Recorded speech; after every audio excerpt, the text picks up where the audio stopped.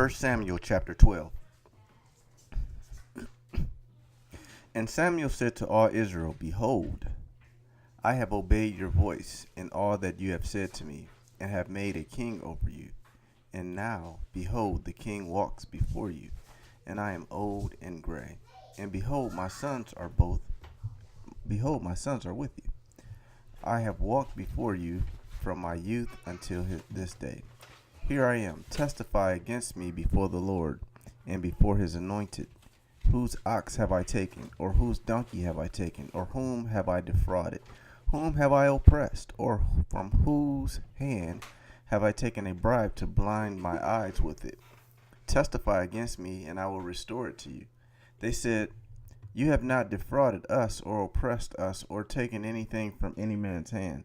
And he said to them, The Lord is witness against you, and his anointed is witness this day, that you have not found anything in my hand. And they said, He is witness.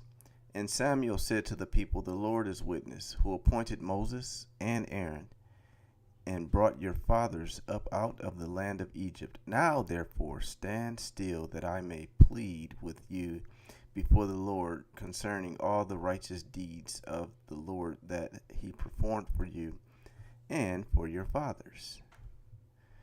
When Jacob went into Egypt, and the Egyptians oppressed them, then your fathers cried out to the Lord, and the Lord sent Moses and Aaron, who brought your fathers out of Egypt and made them dwell in this place. But they forgot the Lord their God, and he sold them into the hand of Sisera, commander of the army of Hazor, and into the hand of the Philistines, and into the hand of the king of Moab, and they fought against them. And they cried out to the Lord, and he said, We have sinned because we have forsaken the Lord and have served the Baals and the Ashtaroth. But now deliver us out of the hand of our enemies, that we may serve you. And the Lord sent Jerubbaal and Barak and Jephthah and Samuel, and delivered you out of the hand of your enemies on every side, and you lived in safety. And when you saw that Nahash, the king of the Ammonites, came against you, you said to me, No, but a king shall reign over us, when the Lord your God was your king. And now, behold, the king whom you have chosen, for whom you have asked, behold, the Lord has set a king over you.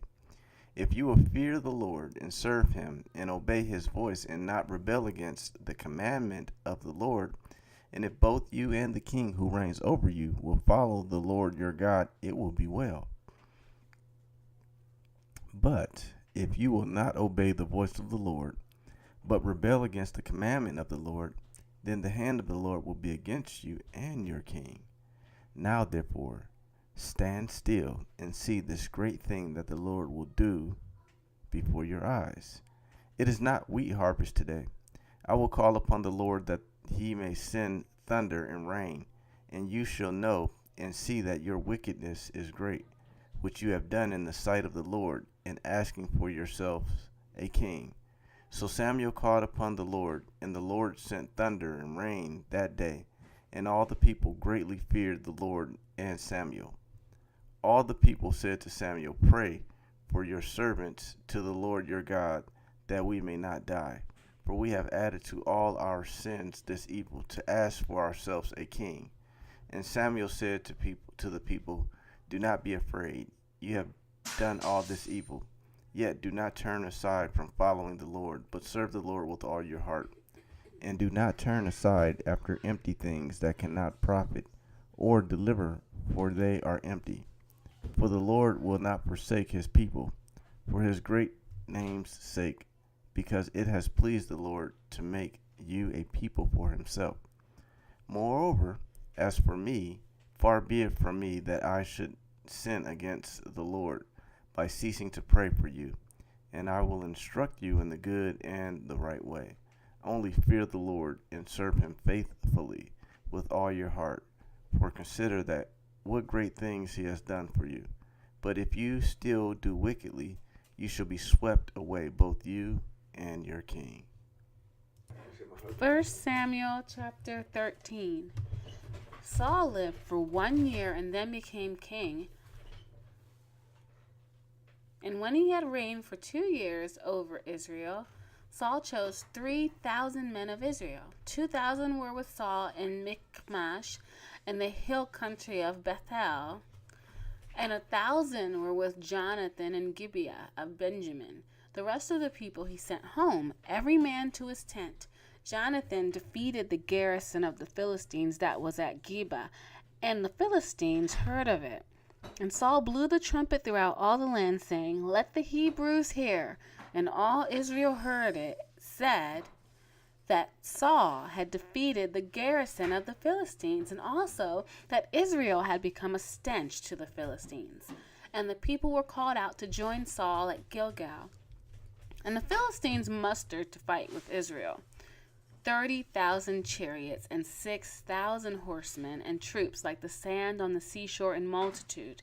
They came up and encamped in Michmash to the east of Beth-hoven. When the men of Israel saw that they were in trouble, for the people were hard pressed, the people hid themselves in caves and in holes and in rocks and in tombs and in cisterns. And some Hebrews crossed the fords of the Jordan to the land of Gad and Gilead. Saul was still at Gilgal, and all the people followed him trembling. He waited 7 days, the time appointed by Samuel. But Samuel did not come to Gilgal, and the people were scattering from him. So Saul said, "Bring the burnt offering here to me and the peace offerings." And he offered the burnt offering. As soon as he had finished offering the burnt offering, behold, Samuel came.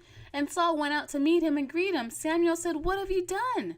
And Saul said, "When I saw that the people were scattering from me, and that you did not come within the days appointed, and that the Philistines had mustered at Michmash, I said, now the Philistines will come down against me at Gilgal, and I have not sought the favor of the Lord. So I forced myself and offered the burnt offering." And Samuel said to Saul, "You have done foolishly. You have not kept the command of the Lord your God, with which he commanded you. For then the Lord would have established your kingdom over Israel forever. But now your kingdom shall not continue. The Lord has sought out a man after his own heart, and the Lord has commanded him to be prince over his people, because you have not kept what the Lord commanded you." And Samuel arose and went up from Gilgal. The rest of the people went up after Saul to meet the army. He went up from Gilgal to Gibeah of Benjamin. And Saul numbered the people who were present with him about 600 men. And Saul and Jonathan his son and the people who were present with them stayed in Gibeah of Benjamin. But the Philistines encamped at Michmash, and raiders came out of the camp of the Philistines in 3 companies. One company turned toward Ophrah, to the land of Shual. Another company turned toward Beth-horon, and another company turned toward the border that looks down on the valley of Zeboim, toward the wilderness. Now there was no blacksmith to be found throughout all the land of Israel, for the Philistines said, "Lest the Hebrews make themselves swords or spears." But every one of the Israelites went down to the Philistines to sharpen his plowshare, his mattock, his axe, or his sickle. And the charge was 2/3 of a shekel for the plowshares and for the mattocks, and 1/3 of a shekel for sharpening the axes and for setting the goads. So on the day of the battle, there was neither sword nor spear found in the hand of any of the people with Saul and Jonathan, but Saul and Jonathan his son had them. And the garrison of the Philistines went out to the pass of Michmash.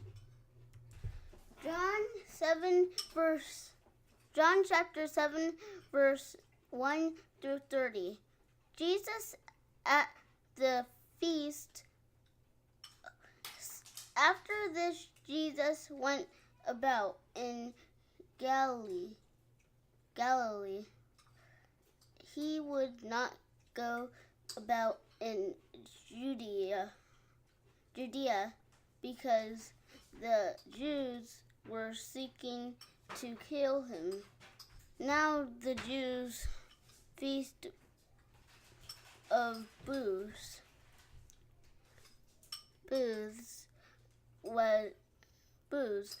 was at hand. So his brothers said to him, "Leave here and go to Judea, that your disciples also may see the works you are doing. For no one works in secret if he seeks to be known openly.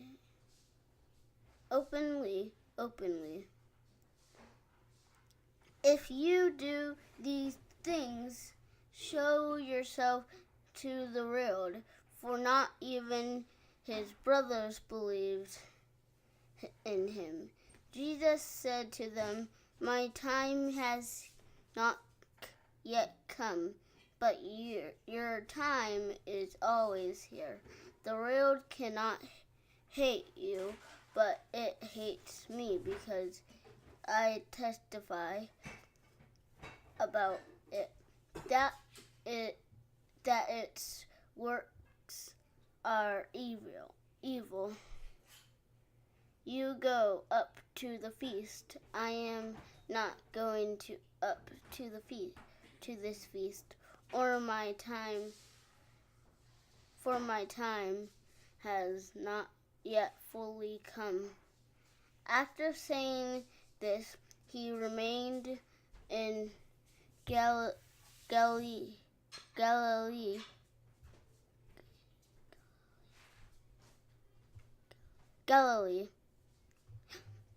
But after his brothers had gone up to the feast, then he also went up, not publicly, but in private.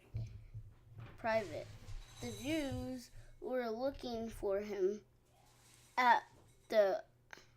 about him at the feast, and saying, where is he?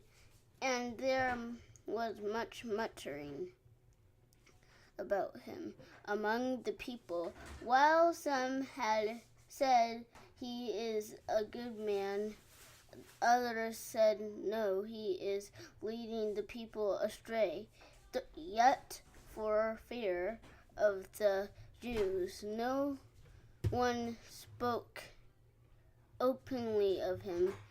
About the middle of the feast, Jesus went up into the temple and began teaching.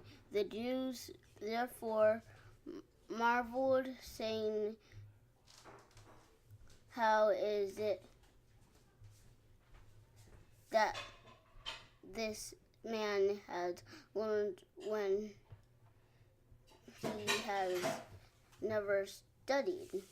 So Jesus answered them, my teaching is not mine, but his who sent me. If anyone's will is to do God's will, he will know whether the teaching is from God or whether I am speaking on my own authority.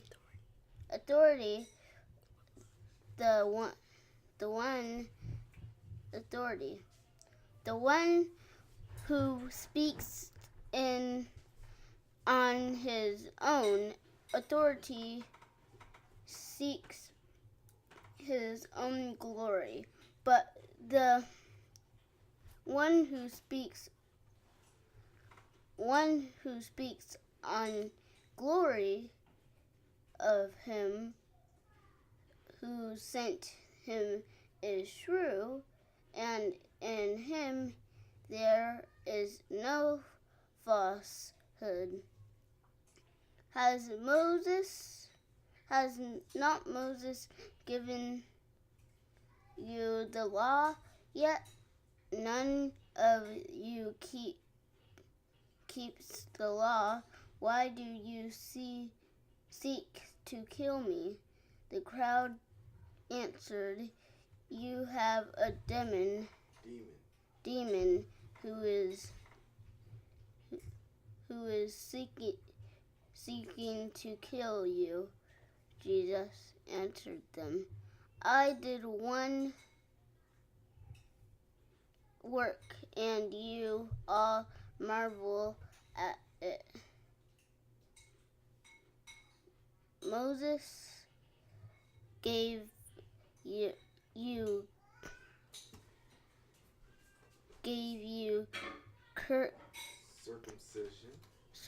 circumcision, but not that it is from Moses, but from the fathers, and you circumcise a man on the Sabbath. If on the Sabbath a man receives circumcision, so that the law of Moses may not be broken, are you angry with me because on the Sabbath I made a man's whole body well? Do not judge my appearances, but judge with right judgment. Some of the people of Jerusalem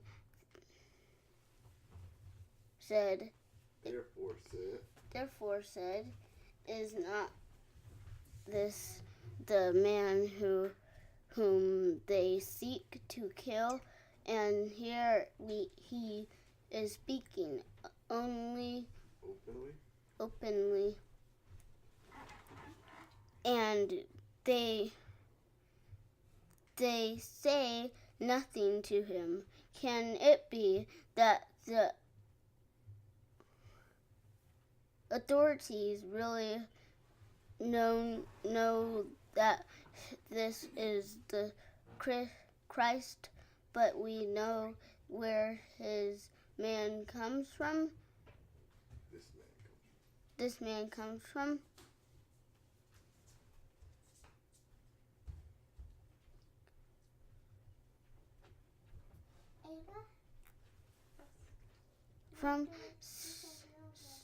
And when the Christ appears, no one will know where he comes from. So Jesus proclaimed as he taught in the temple, you know me, and you know where I come from, but I have not come of my own accord.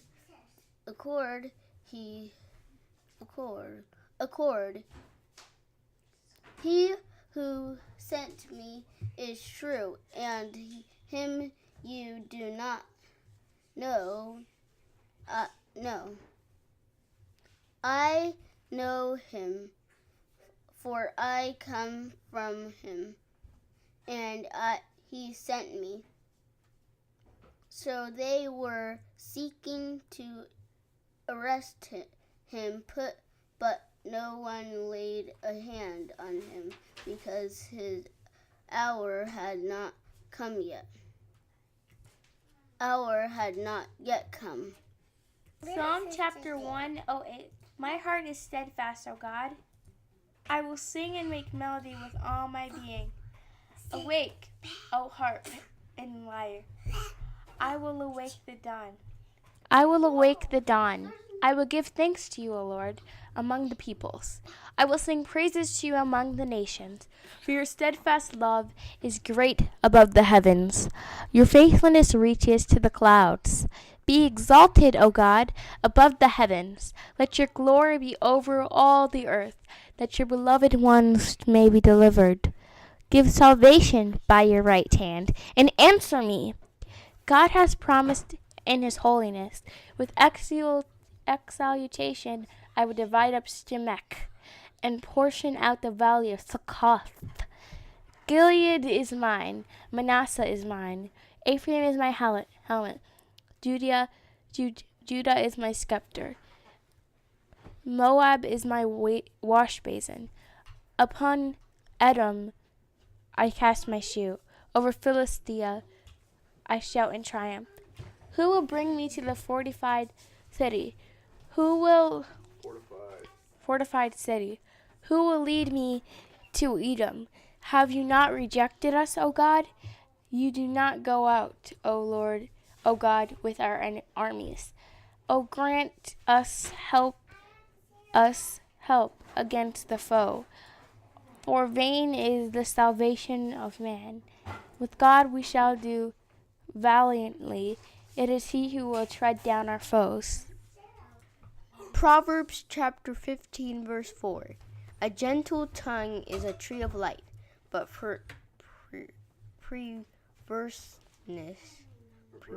perverseness is it, and it breaks the spirit.